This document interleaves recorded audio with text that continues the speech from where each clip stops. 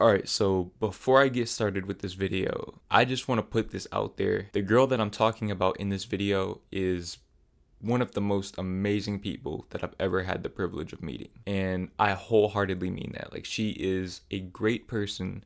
I'll never ever talk bad about this girl, no matter what. You know, she came into my life and she did nothing but good. You know, all of the things that I'm about to talk about, that was me. That was my doing. I take full responsibility for that. I put myself in that situation and I'm going to explain how. But just know that this girl is an amazing person. In fact, just to show you guys how great of a person she is, I'm going to give you like a quick little story within the story. When I first started talking to her, I was depressed. You know, I was like really going through it mentally. And, you know, I was in no position to be in a relationship anyways, but, you know, I was really going through it. And I remember she sat with me in the car for like hours and just gave me like heartfelt advice on how I could overcome my depression. And it's advice that I applied into my life and it worked. And it's gotten me this far. She's the one that told me to start writing again. She's the one that told me to start journaling. She's the one that told me to make content that's fulfilling to me. And I did all of those things and it worked. So, you know, this girl is an amazing, amazing person. Now, with that being said, I think I've actually made a few videos about her, but I've never really gone like this in depth before. And, you know, I look at YouTube as like kind of my therapy in a way. So I'm gonna just go ahead and tell the story because I know that there's probably some people that have went through similar things or, you know, even worse. And, you know, I just want to share what I've learned from my situation. So this story starts January 22nd, 2020. January this year. It was right before I went to LA. So I matched with this girl on Tinder. Now, at the time, I wasn't really like seeking out a relationship per se. I was just kind of like on there just to flirt, just to mess around, but I wasn't really looking for anything in particular. So I matched with this girl, and of course when you match with somebody, that means that there's like mutual attraction there. And so we start talking, and I see that this girl can actually hold a conversation, which is surprisingly rare these days. And so I got her Snapchat and we started talking, like, you know, actually talking. And I didn't really get the chance to see her right off the bat because I went to LA. So while I was in LA, like I was filming these videos and I was like with my friend and everything. But basically every chance I got, I was texting her like the whole trip because me and her just had so much in common. Like, and it's like the more we talked about ourselves and the more that we learned about each other, the more similarities that we found. It was like weird, yo. It was really weird. This girl was basically everything that I was looking for in a girl. And not only that, this is something that I just recently figured out. She was basically like every girl that I had ever liked put into one. Just all put into one person. So as you can imagine, I caught feelings pretty hard for her, like right off the bat. Before we even met in person, I already caught feelings for her. So like as the days went on, we were still talking and we were talking more and more and more. And then we started FaceTiming each other and we'd start a FaceTime call at like maybe 10 at night and we'd be on it till like 6 in the afternoon the next day. And so like it became very clear that we enjoyed each other's company. Then we went on our first date. That was February 4th. And like anyone who's been following my videos for even like the past couple of months, you might recognize some of these dates because I think I've touched on this in like spoken word poems and stuff like that. But yeah, February 4th, that was our first date. And I remember that, oh my God, this really stuck out to me. I remember I paid for the movie and then she said, okay, I got dinner. And the girl that I had been with before that, I was paying for all of our dates. So I had just kind of like become accustomed to doing that. And so I remember when we went out to eat, I tried to like, you know, I pulled out my card and I tried to pay for it. And she like stepped in front of me, like she wouldn't let me pay for it. I was like, yo, like I think I might have found me one right here. So we go on our date and just like with the FaceTime call, like the same energy was there. Like we just enjoyed each other's company so much that the hours were just like passing by. Before I knew it, it was like 2 a.m. We had been out for like 8 hours. And it was like, it felt like 3. It's not like we were just like out doing stuff for 8 hours. Like we watched the movie, we ate dinner, and we sat in the car for like 5 hours in front of her house. And that like right there, That's something that I feel like every person should get to experience in this lifetime. Like, just being with somebody whose company that you enjoy and like the feeling is mutual. It's one of the most special feelings that you can ever feel. But yeah, after the first date, things were still going really well. We were still having our FaceTime calls and everything. And then we scheduled a date for Valentine's Day. Actually, no, I think we actually scheduled our Valentine's Day date before we went on our first date. So like we had them both scheduled out. But after the first date, like I said, everything went really well. But that's when things kind of turned south, I would say. Or maybe not like all the way south, but like southeast, like southwest. Like things were starting to kind of go in that direction. A few days before Valentine's Day, she kind of started becoming a little distant. And, immediately I became fearful. And like I said earlier, I wasn't in any position to be in a relationship. Like I just mentally, spiritually, emotionally, I was not prepared to be in a relationship. And it manifested itself through her. And I'm gonna get into that later. But she kind of became distant one day. And it was like literally out of the blue, like out of nowhere. Talking about we were talking all day the day before that. Then the next day it's like she's just not responding. I'm like, oh shit, dude. Like, here we go again. And like by this time, I had already kind of built up a bit of a dependency, I guess you could say. Initially, I thought that I had fell in love because it was like a feeling that I hadn't really felt before. Like I couldn't really articulate what I was feeling, but it was different than like what I had felt with the previous couple of girls that I had dated. Like I had never felt nothing like this before. What I realize now, like in hindsight, is I fell in fear. And there's a very distinct difference. Falling in love is when you fall in love with being with someone. Falling in fear is when you become fearful of losing someone. And that's basically what happened to me. Mind you, we've only went on one date at this point, and things were going so well, and so I didn't know what was going on. And like I said, she was just kind of becoming distant, and then she hits me up like, can I talk to you about something? And that's a text that I've gotten before. I had actually gotten that same exact text with like the two previous girls before her. So you can imagine when I saw that text, like my heart dropped. Like I knew exactly what she was about to say. I'm not ready for a relationship.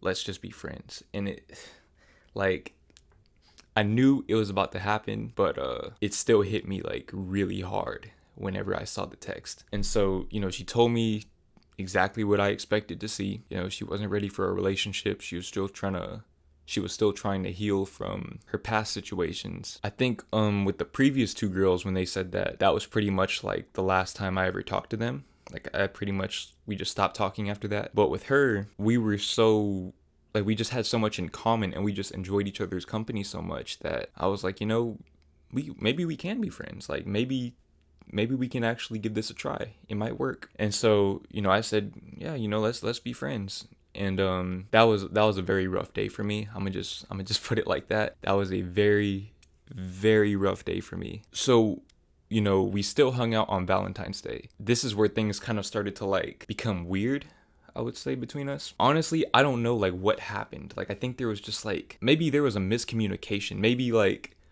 when she said friends, I just assumed that she meant like, platonic friends. Like we're homies now. Maybe that is what she meant. I don't know. And this is something that we probably should have communicated better about. Like I said, that's my fault. I should have asked her because I spent like a month just wondering like, what's going on. But we hung out and it's like nothing changed.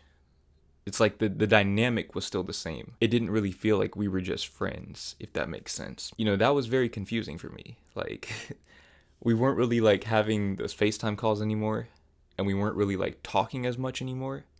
But when we would hang out, it was still the same thing. Like we'd be out like 8 hours at a time, just like sitting in the car, enjoying each other's company. I just, to this day, I really don't know like what that whole thing was because we kept hanging out after that. I didn't see them as dates. To me, we were just hanging out as friends. So I wasn't making any moves on her. I wasn't like, I wasn't trying to hold her hand. I wasn't trying to kiss her or anything like that. I just kind of like treated her as a friend, just like I would treat any of my other friends, male or female. And so, we're hanging out, and to anybody like who had just seen us walking around or, just interacting with each other, they would have thought we were like, in a relationship. They would have thought we were dating. And in my mind, we're friends, but the dynamic was still the same. But, when we went out on Valentine's Day, I had kind of like put it into my mind that we were just friends. And I had made my peace with it. But then, as we're hanging out more and more, we were hanging out like, every week, once a week. I just felt like the feeling was just stronger and stronger. Like we were getting back towards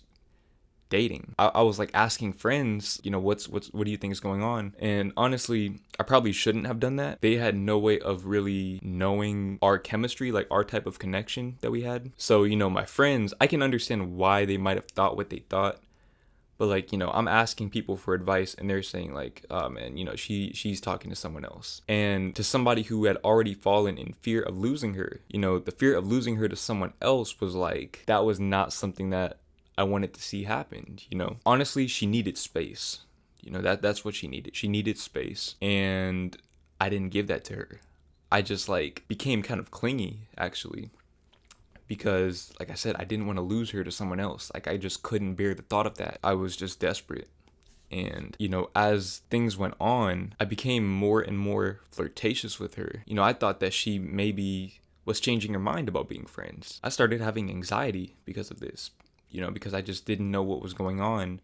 And there was just so much going on in my mind at once. And it wasn't just that. It was like, I was working at a job that I didn't like and I wanted to quit. Just so much stuff going on inside of me. And I started having anxiety. And I've never had anxiety before that. And so I remember the turning point. Like this was like the definite turning point of, everything that happened. Basically, after the last time I saw her, which was, I think, February 28th. If I'm not mistaken. On that day, there was definitely like some type of energy there. Like we were not, at this point, it became very clear to me that we were not looking at each other as friends anymore. And like I said, this was very stressful to me because I didn't know how to approach the situation. I'm thinking like, okay, I don't want to lose her to someone else. Maybe I just need to try harder. And so that's what I did. After that day, I stopped giving her friend energy, basically. I stopped giving her friend energy and I became openly flirtatious with her. And she became distant as a result of that. When she did that, I didn't know how to respond. If I try too hard, she becomes distant. But if I don't try hard enough, I might lose her to someone else. And honestly, I don't think there ever was anyone else. But, at the time, I just wasn't thinking rationally. But anyways, she became more distant. Like I said, I'm afraid of losing her. So this just makes me try even harder. So I'm hitting her up even more now. And she just becomes more and more distant. And so what I did, I wrote this poem for her. I think it was called I'm Sorry. Matter of fact, I'm gonna go ahead and read it for y'all right now. I'm sorry. I'm sorry I told you I would give you the space you needed to heal. Only to continue my tireless chase. I can't force you to feel the way that I do. Because truth be told, I'm still crazy about you, and your heart of gold, and your $1,000,000 smile. I'd be lying if I told you it didn't take me a while to accept that which is true. We can only be friends, because in my past those words were the beginning of the end. Experiences that left my vision blurred. See, this isn't the first time, it's actually the third that a potential relationship of mine turned on a dime, and I know that it's absurd for me to compare you to them. Now I see with crystal clarity that we can still be friends, because you're a rarity. Chemistry that goes beyond the periodic table. We share such a great bond that we don't even need a label. So with that being said, let's just go with the flow. Don't get in your own head, just continue to grow. Like the beautiful flower that you are. So clearly, like in that poem, there's like two sides of it. There's the side where I say like, I still have feelings for her. And then there's the side where I say we can only be friends. After I sent her that poem, things were never the same. I never saw her again. We maybe had like a few interactions after that, but I don't really know which side of the poem was the one that bothered her. There's the side where I say I still have feelings. To me, it felt like she still had feelings for me. Like when we would hang out. Because like I said, her energy never changed. It's like she would be distant on the phone, but when we saw each other, her energy was still the same. She was still exuding that type of energy to me. So it's like there's that, or there's the side where I say we can only be friends. Because if she had feelings for me, I can see how that might not have sat well with her, because it was basically me doing the same thing to her that she did to me. And so I know like how that made me feel. So I know that if she still liked me and she saw that, I know how that must have made her feel. I don't know. I really don't know to this day. And I wish that me and her could have talked about that a little more. I feel like a lot of this could have been avoided with better communication. But anyways, she is basically no longer in my life. And, you know, at first I was not in a good place. Like this right here, like this whole situation was pretty much my breaking point. I think after this whole thing went down, I pretty much isolated myself for like a month. I stopped talking to my friends. I stopped talking to family members. Like I just like went into my shell. But, you know, I've reached a point now where, you know, I realized that this was my fault. I put my happiness into her hands. You know, I fell in fear. Like I said, I developed this type of dependency on her for my happiness. I'm kind of glad that we stopped where we did, because had we kept going like in the state that we were in, we would have developed a toxic relationship. And, you know, right now, as we are, there's no bad blood. Like we're not talking or anything, but like I said, I would never say anything bad about her. And, you know, I'd like to think that she only has good things to say about me as well. And like I said, she is the one who basically gave me the tools to overcome my depression. But, you know, I needed to be away from her in order to put the tools to use. And, you know, she's doing her own healing right now too. You know, I really hope that she finds peace. I really do, because she's an amazing person. She's maybe the most pure person that I've ever met. I think that's the only word that can really accurately describe who she is. She's just pure. But yeah, basically everything happens for a reason. Had the situation not happened the way that it did, I probably would not have hit 1,000 subscribers. I would not be monetized. I probably wouldn't have made an impact on so many people's lives. You know, just a lot of the great things that have happened for me in recent months, like me learning to love myself, like, you know, independent of someone else, taking my happiness into my own hands. A lot of that wouldn't have happened had me and her stayed together in the emotional state that we were in. Like I said, I don't think that there was like a problem with either one of us. It's just neither of us was ready for a relationship. And I'd like to say that me and her could be friends, but we tried that. We tried being friends, and I'm honestly not sure that me and her can ever see each other as just friends. Once you establish that you really like someone, it's hard to take a step back into just friendship. But anyways, the main takeaway from this story: work on yourself, learn to love yourself before you try to enter into a relationship. Also, trust in the universe, because things have a way of working themselves out in ways that you can never really imagine. Yeah, that's basically all I have for this video. I think that it's a testament to how far I've come, you know, from an emotional standpoint, that I can talk about this story without getting emotional, because there was definitely a time when I couldn't even bear to think about this situation, much less talk about it. So, you know, yeah, I've come a long way, and she's a big part of that.